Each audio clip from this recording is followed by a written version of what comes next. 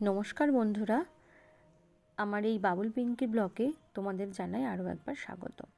দেখো, সকাল সকাল ফ্লিপকার্ট থেকে ফোন এসছে এবং ফোন আসার সাথে সঙ্গে আমি দৌড়ে গেছি। গিয়ে আমার সত্যি পছন্দের একটা জিনিস আমি অর্ডার করেছিলাম, আগের দিন রাত্রেবেলায় অর্ডার করেছি, খুব ফাস্ট চলে এসছে।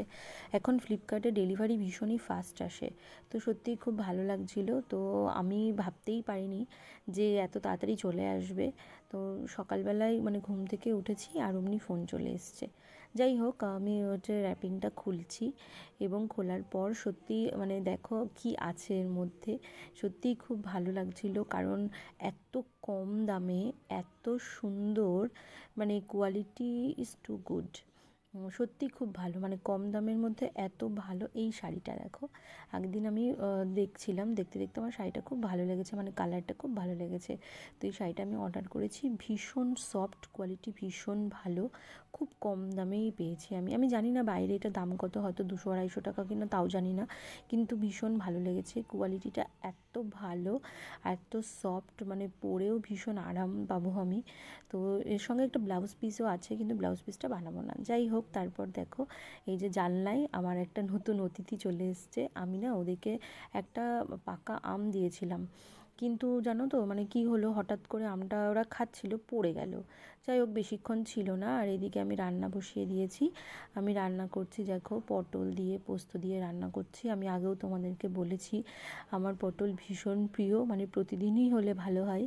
আর এদিকে হচ্ছে কাঁকরোল ভাজা করে নিচ্ছি। পটল ভাজাটা আমি আগে করে নিয়েছিলাম, সেই তেলেই কাঁকরোল বসিয়ে দিয়েছি।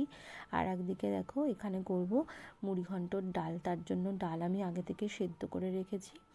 আর এখানে পেঁয়াজ, কাঁচা লঙ্কা, আদা রসুন বাটা, এগুলো সব কিছু দিয়ে ভালো করে একটু কষিয়ে নিচ্ছি। কষিয়ে নিয়ে তারপর ডালটা করব। অ্যাকচুয়ালি মুড়িঘণ্টর ডাল মানে আমার মায়ের হাতেরটা আমার খেতে বেশি পছন্দ। আমি খুব কমই রান্না করেছি, মানে এই ডালটা আমি খুব কমই রান্না করেছি, কারণ রিচ খাবার তো সব সময় খাওয়া হয়ে ওঠে না। যাই হোক, তো সেদিনকে ভালো মানে ছিল মাথাগুলো আর কি, ভীষণই ভালো ছিল। তা ভাবলাম ভেজে রেখে দিই, দিয়ে পরে একদিন ডাল রান্না করে খাওয়া যাবে। তো এই জন্য এদিকে ডালটা হয়েও গেছে কথা বলতে বলতে, দেখো। আর তারপরে করেছিলাম একটু ঢ্যাঁড়স ভাজা। এই হলো আমার দুপুরের মেনু। মুড়িঘণ্টর ডাল খেতে তোমাদের কার কার পছন্দ, সবাই একটু কমেন্ট করে জানিও। যাই হোক, ভয়েসটা আমি একটু পরেই দিই, কারণ কি বলো তো, আমি যখন মানে কাজ করি তখন আশেপাশে আমাদের গায়ে এত বাড়ি না, যে প্রচণ্ড নয়েজ আসে, ওই জন্য আমাকে ভয়েসটা পরে দিতে হয়। আমি জানি যে ভয়েসটা যদি সাথে সাথে দেওয়া যায় তাহলে খুব ভালো হয়, কিন্তু কি আর করব বলো। ভিডিওটা কেমন লাগলো তোমরা জানিও। থ্যাংক ইউ সো মাচ, সবাই খুব ভালো থেকো।